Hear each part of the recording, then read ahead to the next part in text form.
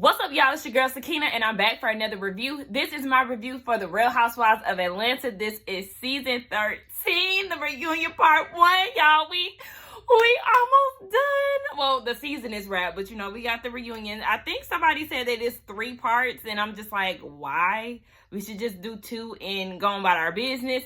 But look, we've been waiting to get here. We're finally here, and I'm happy about it. All right, by the way, before I start, I will be on the panel tonight on Scotty by Nature's YouTube channel. I was about to say YouTube page, but anyway, yes, I will be on the Whether You Like It or Not panel, so check me out there tonight.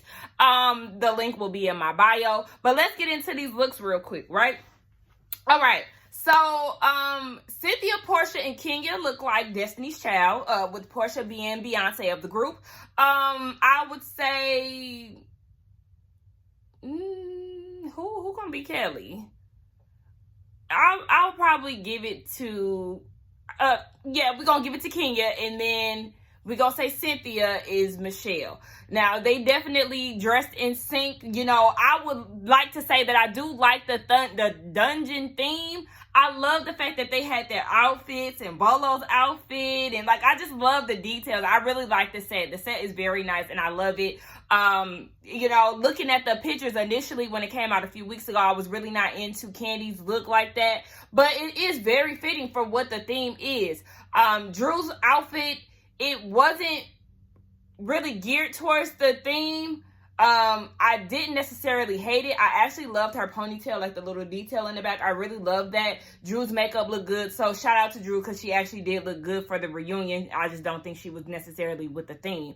And even the only person who was really dungeony was Candy. Destiny's Child looked like they were more suitable for a burlesque show or something like that. I don't know. That's just what it was giving me. Was there anybody else that I didn't mention? I do feel like, what's her name? Portia was best look. She had the best look for me.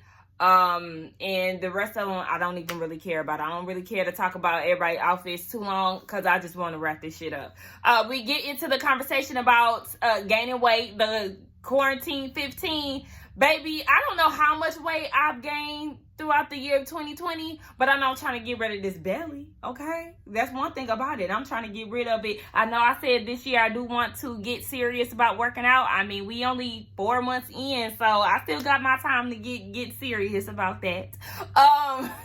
Yeah, everybody had gained weight. We know Kenya got a breast reduction because her boobs start growing when she started gaining weight. Cynthia was damn near 200 pounds. She said most recently she had lost 10 pounds because she cut out alcohol, and I'm like, damn. My friend just told me that yesterday. Damn, okay. I don't even drink a lot, but I drink socially. Is that gonna get me skinny? I might need to stop drinking liquor a little bit. Enough Henny and lemonade. But enough of that. Yeah, everybody is gaining weight. Everybody lost their weight. So shout out to them for that. To get into the conversation about social justice and all of that, we know that was Portia's storyline. And by the way, Andy said, this reunion, we did it Zoom meeting like last time, but this season was too good for us to not be here and not to social distance. And I said, yes, the fuck we could. Because this season, dry. Yeah, that's why I said we need 2 parts. We don't need 3 because it really wasn't giving anything. The bulk of this season was Bolo, and that was drawn out and unnecessary. And then Drew tried to pop in at the last minute with this stupid profit storyline that only made her look stupid in the end. But anyway, they get into the social justice situation, and one of the viewers was like, she likes the blooming relationship that Portia and Drew has, and she was like, Drew is a part of the Senate PSA. And Drew was like, yes, as soon as she called, I hopped right on it. I said, yeah, you hopped right on it because it was an opportunity for you to get on camera. That was like a free gig for you. Yeah, you're trying to get your name back out there. That's why you hopped on camera so quickly. And then they got into the topic with Kenya and, her questioning Portia's motives and all of that. Kenya wasn't invited to do the PSA. And to me, I'm like, Kenya, why are you even pressed? I ain't gonna say pressed, but why are you worried about even being a part of it, because yeah, you did question her motives, and because of that, you think that she was gonna let you be on her platform. Like, I understand, you know, the cause is bigger than y'all's beef or whatever, but you have to understand why she didn't invite you to do the PSA. Like, I wouldn't even want to be a part of the PSA. Like, do your own PSA, or, you know, do whatever. Because then Portia tried to take a jab and was like, yeah, you question my motives, and while you're on the curb, what have you done to, you know, protest and be an activist and all of that? And I feel like that's unfair. Just because you're not out on the front line protesting, it doesn't mean that you aren't doing something in the background. Like Kandi, yeah, I think we did see footage of her doing protests, but you know, her big contribution was doing the Bravo specials, or even like outside of Housewives, Married to Medicine, Dr. Heavenly, her contribution was helping that girl that got her teeth knocked out while protesting. Like, you know, it's different ways that you can protest, or you can be an activist. I mean, like, you can, you know, buy black businesses, or you can donate, or you can, you know, go the Stacey Abrams route and get people to vote. You know what I'm saying? Like, there's different ways that you can do it. I just don't feel like that is that was fair for Portia to say. But, you know, they going back and forth about it, and it's just like, okay, enough of that. Then we get on the topic of Portia and Dennis. Not going to talk about that. They're co-parenting. Then we get into the topic of Marc and Kenya. Okay, as of right now, they're still not divorced, even though they should have been a long time ago. She did win sole custody, so shout out to her for that. We know Marc didn't want that baby. He was just using her as a way to get to Kenya. And as far as her marriage goes, she's talking about, you know, I'm taking my marriage seriously. That's why I still wear my ring into divorce. Girl, if you don't go pawn that damn ring, okay, go get your money, okay? Because it just doesn't make sense to me. Anyway, I don't want to keep talking about that. So yeah. He asked for alimony at one point. She talked about according to Marc, they misinterpreted New York law. No, you was asking for money the same way that you asked for that car that she gave you just to get you out of her hair. Bitch, she got more money than you. Bottom line, I don't care. Y'all know how I feel about Marc. Fuck him, and we moving on. One of the viewers asked why Kenya got upset with Toya for talking about the alimony situation, but didn't get upset about Kandi doing it, because she was the one who initiated it to begin with. And I mean, initiated to begin with, same thing. But anyway, Kenya and Kandi talked about it behind the scenes, but she wasn't that upset because she is close to Don Juan, so it wasn't such a big deal. Whereas Toya went and told the ops, Portia and Drew, in which they did come to Kenya's defense, like, hey, why are you telling her business? That's not okay. And Kenya did thank them for that. Andy asked Portia, so why did you come to Kenya's defense? And she was like, just because I thought Toya was crazy. Like, I understand y'all don't like each other, but I feel like Portia, you can at least be honest about it. Like, you know, oh, well, you know, I didn't think that was cool. That was too much, despite how we feel about each other, yada, yada, yada. Or at least that's just how I would handle it. But I just feel like Kenya really is not, it seems like Kenya is not that pressed about certain situations, because even certain things that Portia says, Kenya laughs about or she smiles about. So it's like she's not sitting there like tight-lipped and pressed the whole time. Like, I know when Portia did come out, Kenya definitely hit an eye roll, but it just don't seem like she's that pressed as Portia is. I don't know. I said I'm off for Kenya and Marc, but hold on, wait, Kenya. Now she's talking about throughout the pandemic, I really feel like we could have been together to, you know, work these things out face to face. No, because just like Kandi said, y'all been at odds and not with each other for majority of this marriage. Girl, what are you talking about? Like, Kenya, you're so delusional when it comes down to this man. And she said that she decided to file for divorce because he was fighting for the wrong things, i.e. not having Brooklyn on the show. So it's just like, girl, I mean, he obviously don't care about you. He don't care about what you got going on. Like I told you, he only using Brooklyn as a source of control because that's the only thing that he really has over you. So it's just like, girl, let's move on for real. Now, one of the viewers says that, you know, the reason why Kenya is the way that she is because of the relationship that she has with her mom. And as Andy is reading the cards, Droisha is saying, bitch, shut up. Like, that is not something that the people just figured out. out. This is something that we've been figured out before Marc even came along, when she started dating Walter, even when she was dating Matt's crazy ass. Like, girl, shut up, Drew. Like, sit down and it's not time to go in on her yet. Let me be quiet. But I just felt like she was just doing too motherfucking much. Always.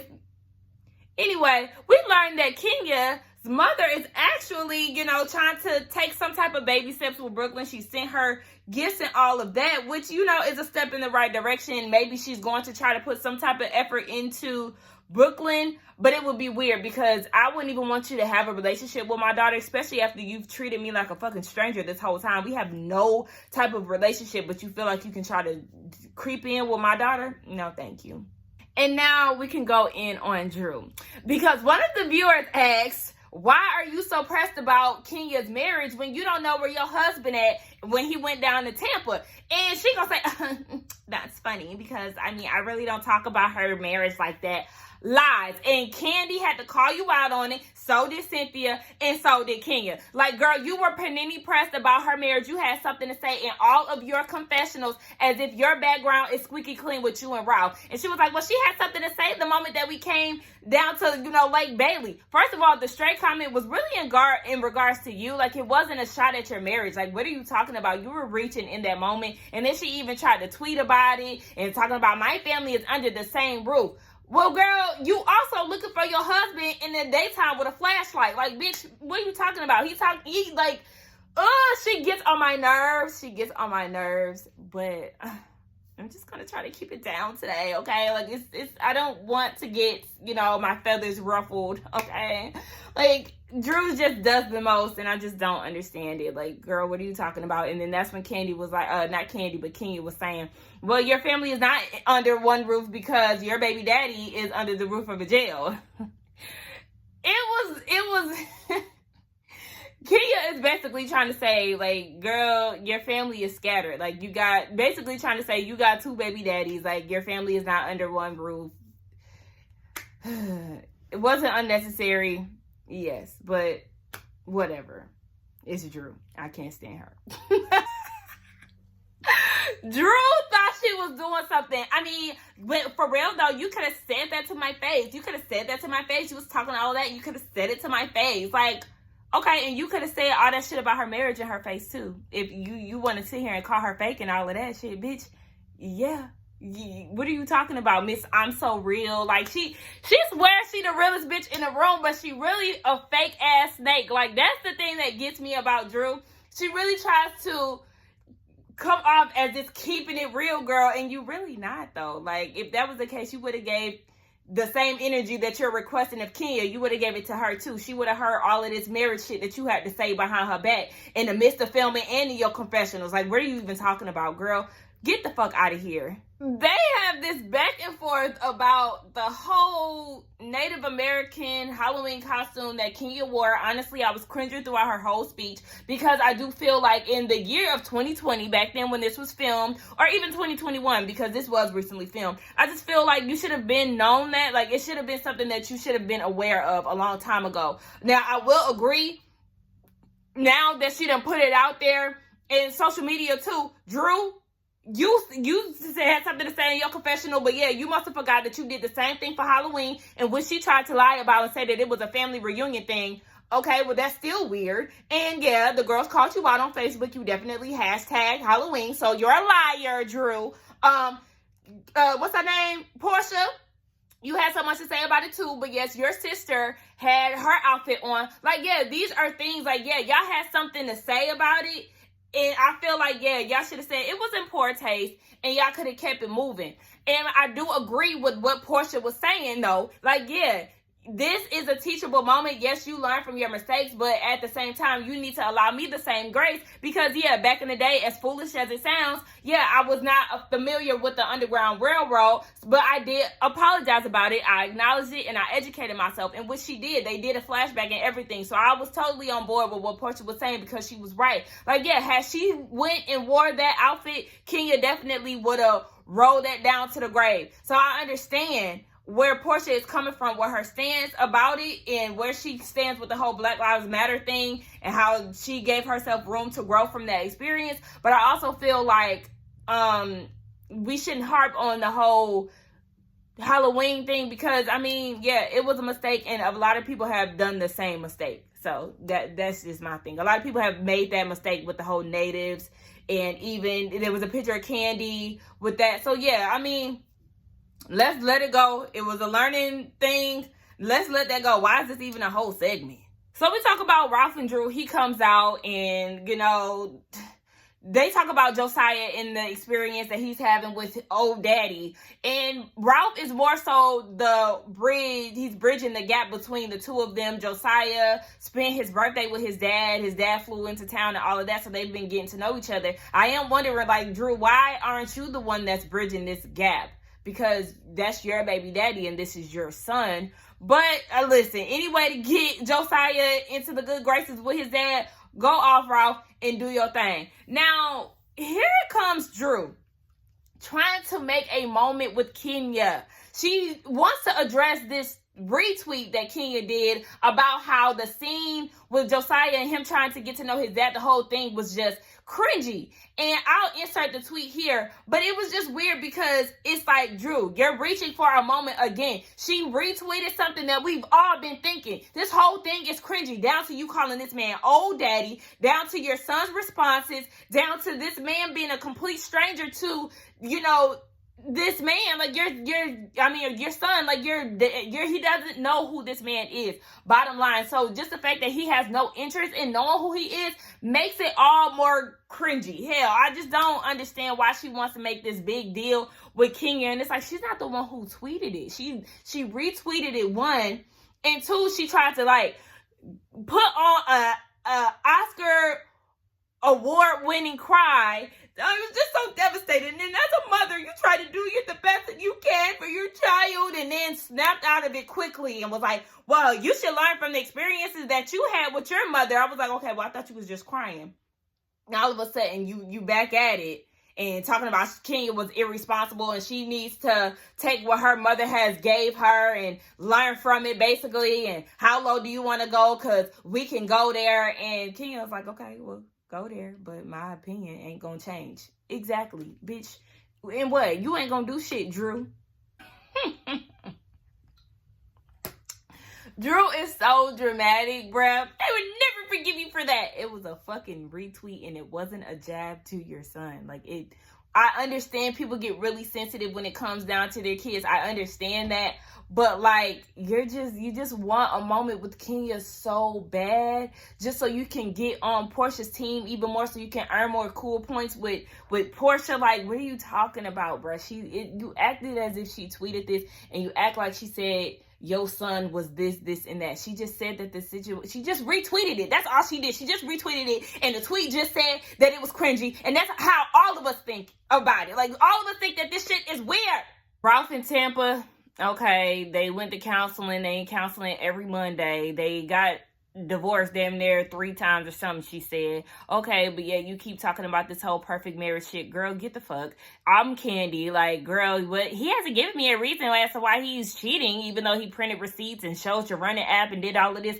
Baby, he works in the world of technology. He probably finessed the hell out some shit because, yeah, like Candy said, he produced them receipts a little too late in the game. And Drew, I mean, like they said, the people were saying that the storyline is fake anyway. So, girl, really fuck you and this whole storyline and your perfect ass marriage that you feel like you can school other people on. But, yeah, it's just, no, it's just a no for me. And then she tried to make it seem as if Kenya is just on her husband so tough. But yet, Portia said something about him working out and all of that. So it's just like, what are you talking about? People are noticing how attractive your husband is. That doesn't mean that they want him. I mean, yeah, the way that Kenya went about Apollo, that was different. She's not chasing after Ralph. She just acknowledged that he is attractive. Just like Candy said, the same way Aunt Nora did. In the same way that Portia acknowledged the fact that he got some nice muscles. Obviously, she's admiring his physique. Like, I mean, that don't necessarily mean that they after your husband, girl. Go sit down, Drew. She want to be mad with Kenya so bad. I'm about to wrap this up. Toya is a damn fool. Anyway, She is getting glammed up. Andy goes to her room to see how she's doing. She said that she had a kidney infection. Remember, we seen on Instagram, it was they were kind of alluding to her not showing up to the reunion, but she came through. She said she had a kidney infection and that she ended up, Kenya ended up calling LaToya or getting a call from Toya, and she was like, Drew's assistant just came in with a camera in my face talking about Drew Sidora heard that you was sick and here's some vitamin C. Like, she trying to be on some funny shit. So I'm instantly like, oh my gosh, okay, now we about to have this stupid ass petty argument. And Toya came out and she looked really good. And she came out strutting, honey. Came out and instantly got on Drew. She said, I'm excited to see everybody but SpongeBob.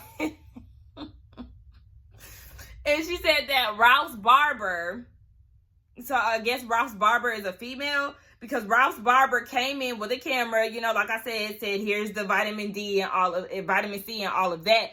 And Drew was talking about, yeah, she left and I'm mortified because, you know, I didn't know that she was doing that. So why did she come in with the camera then? Like, it was weird. Drew, we know now that you are a liar. So yeah, you're probably lying about this too. Like, what are you talking about? This whole situation is stupid. And then Toya was like, oh, well, you know, she feeling herself down that I didn't, you know, boosted up her fashions. And she said,